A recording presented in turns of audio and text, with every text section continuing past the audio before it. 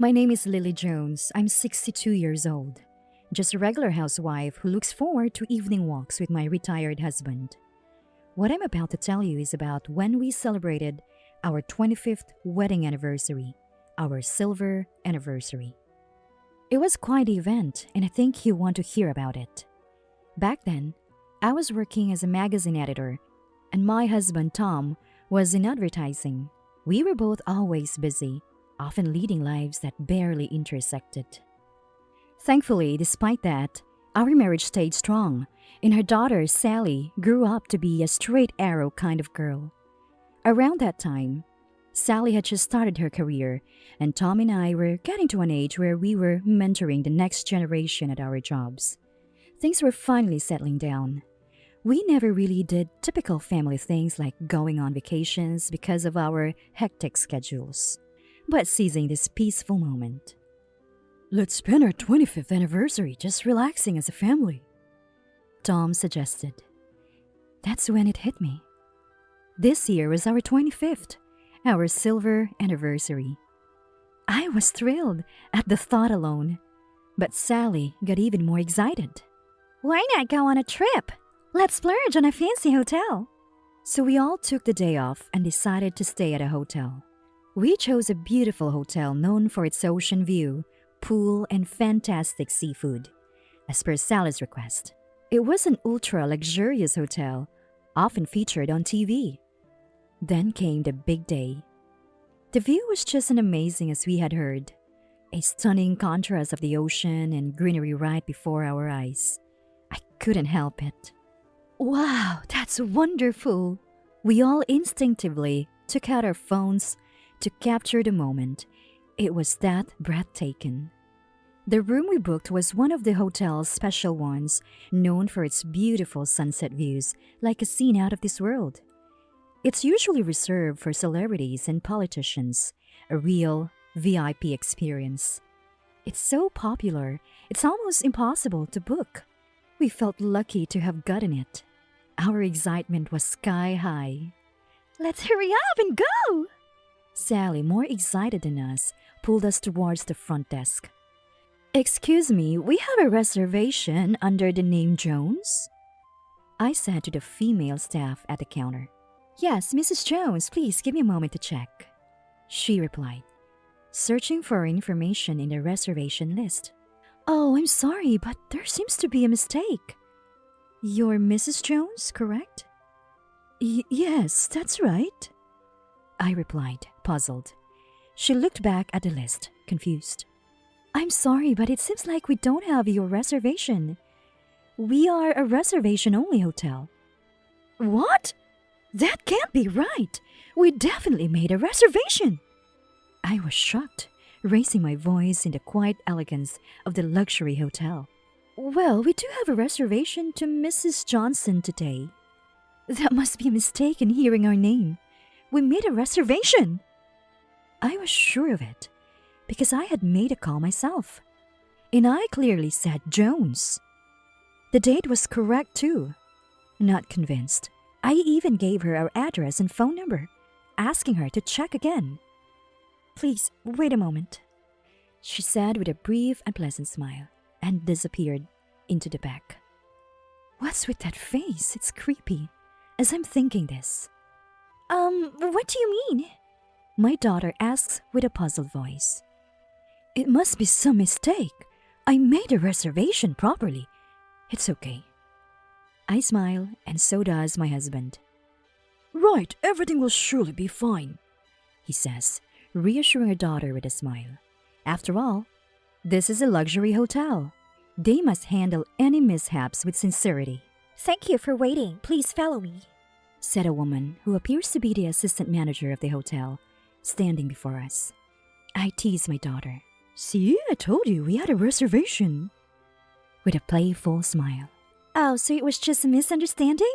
I was worried there." Both my husband and daughter sigh in relief. "This is your room." We try to contain our excitement and high expectations as she opens the door. "Huh?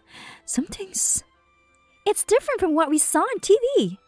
My daughter is the first to speak up. My husband also. scratches his head. Indeed, it's different from the room we saw in the photos and on TV. I'm sure of it, having eagerly looked through travel magazines countless times.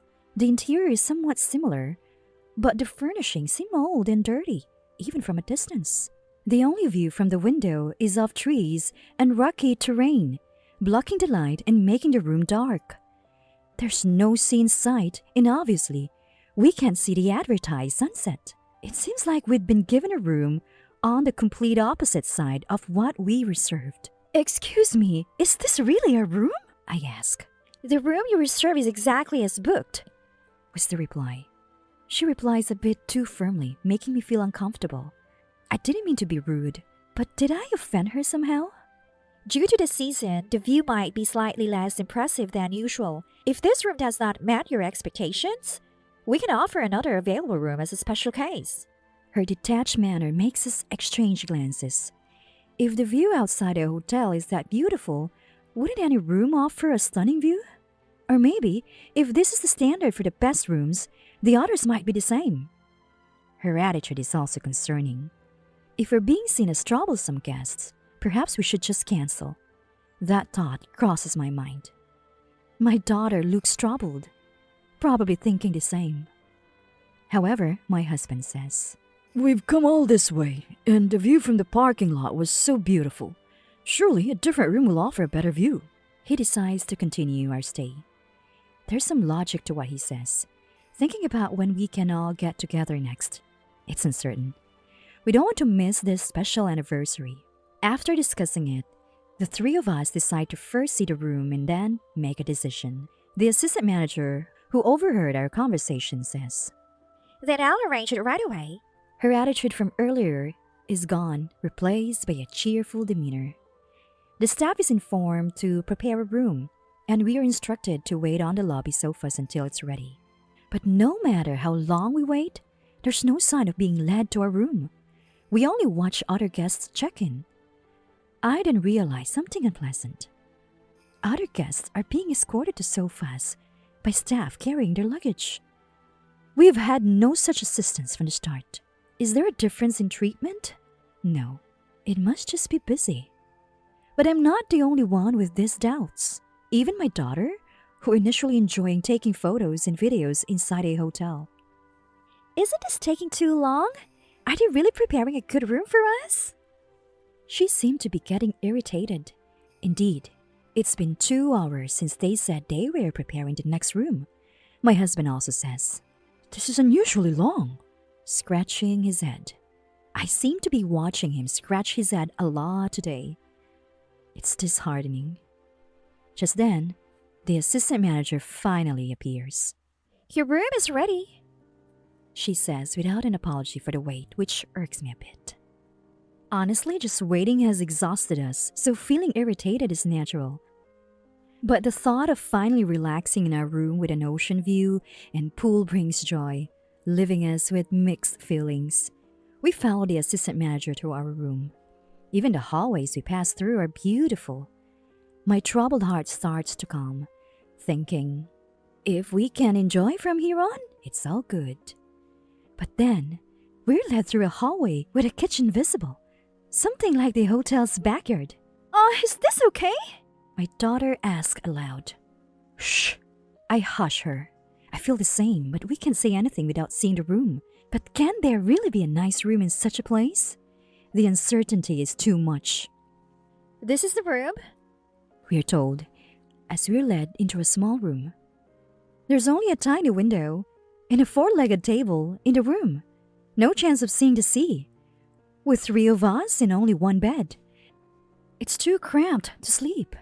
Stunned, we're left by the assistant manager, who doesn't even bother to explain the room. "Please enjoy your stay," she says with formal gestures before leaving. Is this some kind of nap room or something? My daughter's comment makes both my husband and I agree. Seeing the kitchen on our way, it could only be a staff break room. "Yuck! There's a tissue on the floor!" my daughter exclaims. Sure enough, a crumpled tissue lies between the bed and the wall. After waiting for 2 hours, they hadn't even cleaned the room. "This is a bit much. It's too small for 3 of us to sleep. And not worth the price. Let's go complain to the front desk. My husband's words resonate with my daughter and me. It's our much-awaited wedding anniversary and our first family trip. We don't want to compromise even a little bit. It was a good thing we decided to see the room first. Considering cancellation, we head to the front desk. Oh, what seems to be the problem? We run into the assistant manager coming out of the kitchen as soon as we leave the room. We can't even sleep 3 people in that room. We booked a special room with a sunset view, but this is unacceptable. Are you sure there are no other rooms available? The assistant manager's face hardens at my husband's words. What a dilemma! We offered you the best available room. We took time preparing it, and I think the price is fair, don't you? What? Are you kidding me? There is a tissue on the floor. My daughter is the first to express her anger. Well, what can I do? The assistant manager sighs as if it's out of her hands. So are you going to cancel? And then asks. It feels like her true colors are showing. The difference in treatment we'd felt from the start and her high-handed attitude aren't just misunderstandings or because they're busy. She's looked down on us from the beginning. We don't need a luxury hotel like this. We'll cancel, please. My daughter and husband nod in agreement. Then, since we prepared 2 rooms for you, the charge will be for both. Please settle it at the front desk. We're dumbfounded by the assistant manager's words, now accompanied by an unfamiliar smile. You're charging for this room too? I can't help but raise my voice. Of course! We allocated staff and resources to prepare it. And the deputy manager, the first room reservation was over $4,000 due to a premium for a special day. Most of the other rooms I saw during booking were nearly $2,000. We only saw the room. Charging us for such a shabby nap room is absurd. This is unacceptable. Why did you even prepare in that dirty room? My usually calm husband raises his voice. The assistant manager glares at him, then turns her back and walks into the kitchen. Is she ignoring us? At that moment, she returns with a wine bottle, splashing the wine all over my husband's face. Tom! Dad! My daughter and I rush to him. He's shocked. I'm okay, really, but tries to reassure us.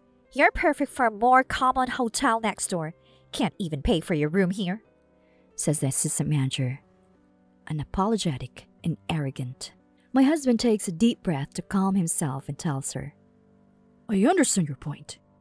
However, I'm not satisfied, especially with this behavior. I won't pay now. Send a written request later. We'll respond accordingly. His composure is admirable, but I am sitting. I can't believe this is happening in a luxury hotel. Or rather, is this the behavior of any decent person? It's beyond a lack of common sense. Why should we pay for such treatment? Fighting back tears of frustration, I exclaim, We won't pay for such injustice. We'll make sure this hotel pays for this. I leave the hotel with my disappointed daughter and husband. The assistant manager and others are shouting about the unpaid bill, but I ignore them. It's unjust. Most importantly, I want to leave this place as soon as possible. After all, today is our wedding anniversary. The car ride home is silent. Our excitement turned to disappointment. Sally, send me the photos you took today later. Huh? Sure, but why? They're not happy memories. Won't they just make you sad? No, they're fueling my fighting spirit.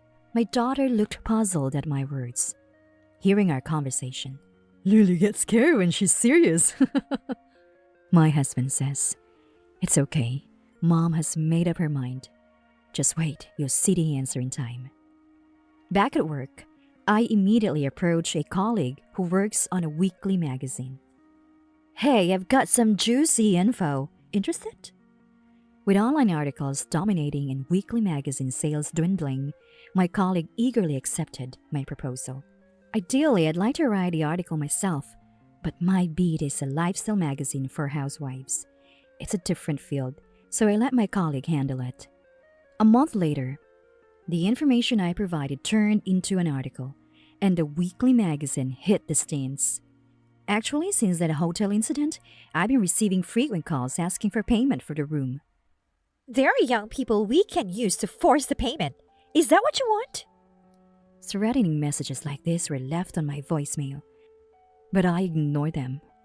Now I'm grateful for those events. They provided ample material for the article to take down the hotel and for consultations with consumer protection agencies.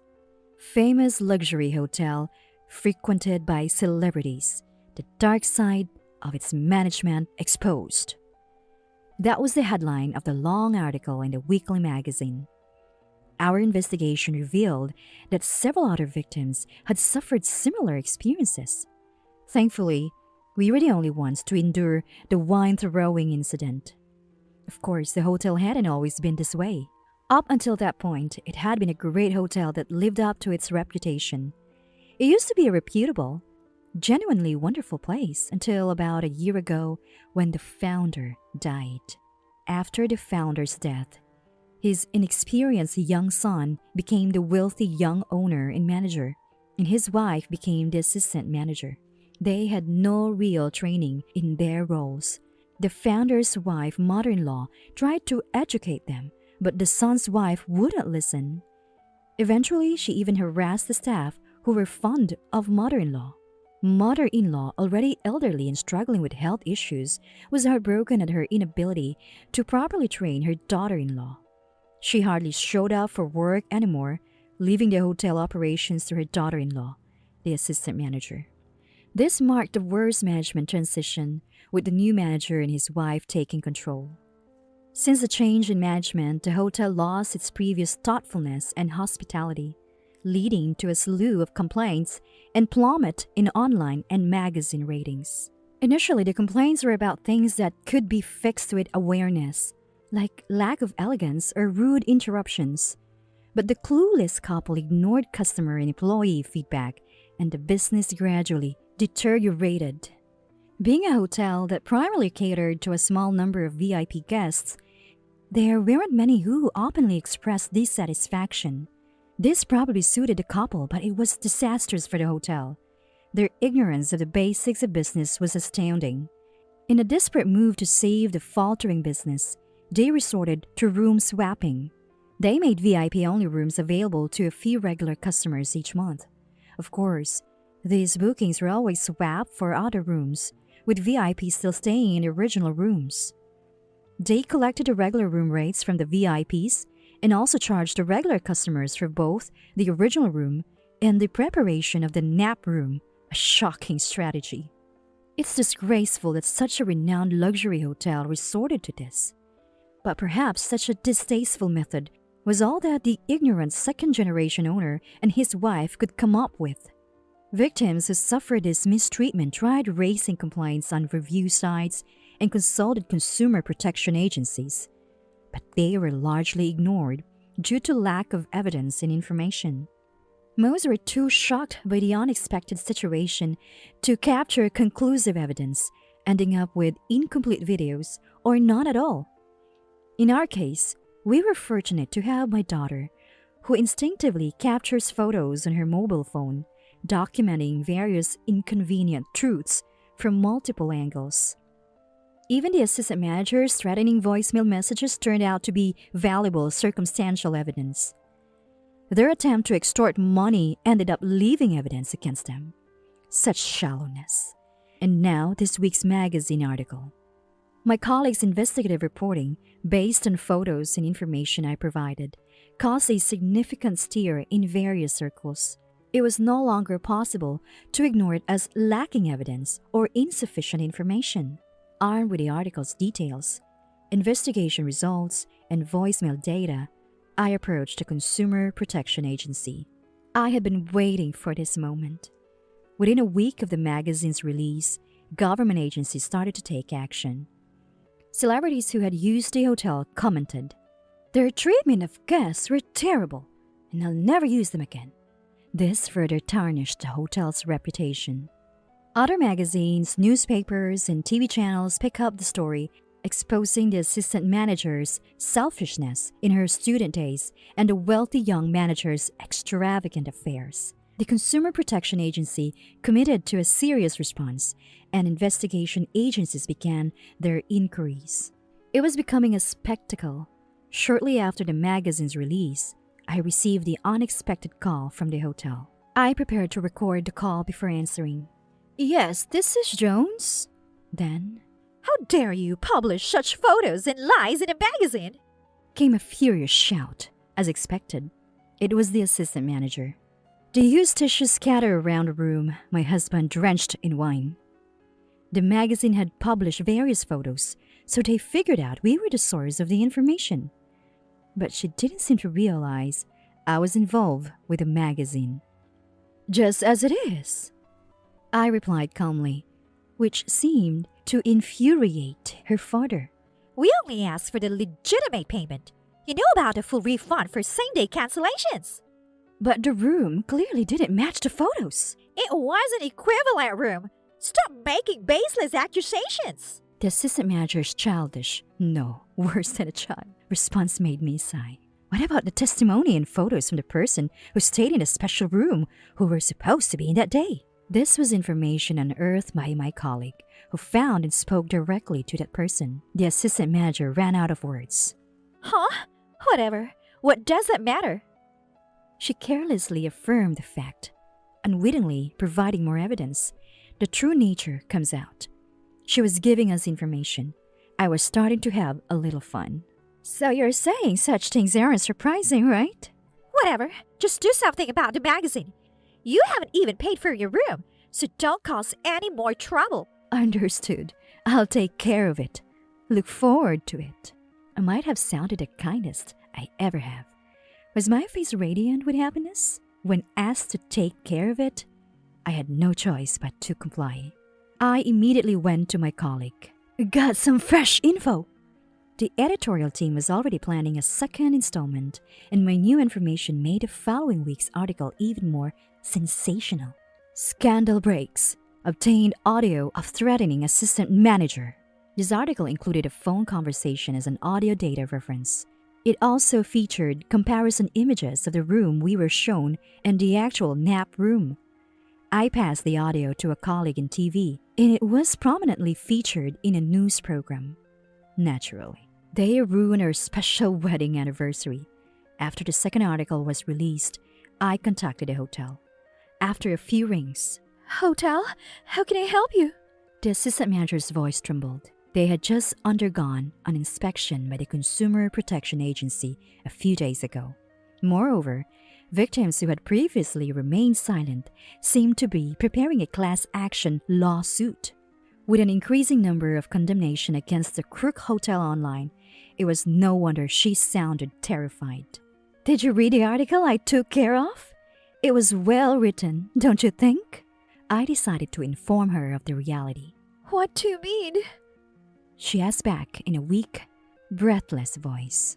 I should have mentioned earlier, I work for the publishing house of the weekly magazine. What? You asked me to do something about it, so I did. That phone call you made added depth to our article. What have you done? Because of bottom feeders like you, I am... She retaliated frantically. Seemed she still had some energy. Oh, and I'm recording this call too. Shall we make another article? Think carefully before you speak. After a pause, I heard her sniffling and snorting over the phone. I get it. Please, retract the article. I can't even go outside now because of it. My friends are cutting ties with me. Maybe they were never really your friends. Well, you lack consideration for others. So this is an opportunity to learn empathy. If only she had been more considerate, this could have been avoided. Despite my repeated explanations that an article once published cannot be retracted, she kept begging. Please, I'm sorry. Do something about this article. Apologists won't retract the article, nor will they change the fact that our anniversary was ruined. Have you received a lawsuit from the victims? A trial is coming, right? Time to reflect. Goodbye. I was tired of dealing with her crying, so I cut the call short. My part in this was over. My husband and daughter, having witnessed everything, were pleased. The article helped others too. That's good. A family win. Months later, as I had predicted, the hotel truly collapsed. The lawsuit was a landslide victory for the victims, unexpected outcome. Articles exposed the manager's past escapades, and the wealthy young manager and his wife, the assistant manager, divorced. With their faces known widely, their real trials were just beginning. I wouldn't want to be in their shoes, but I wouldn't make such foolish mistakes. A year later, my daughter said, Having that as our anniversary memory is just too sad.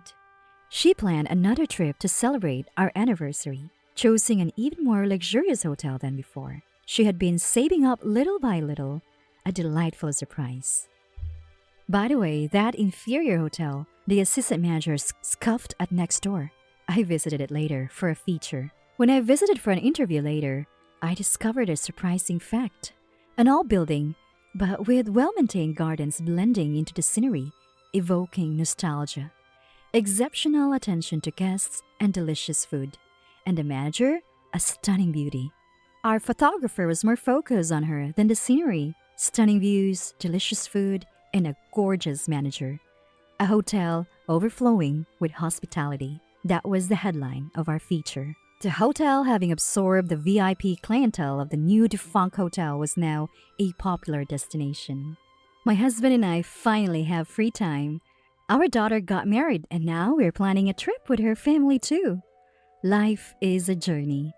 No matter what happens, I'll keep standing up, resiliently traveling through this life. So, where to next?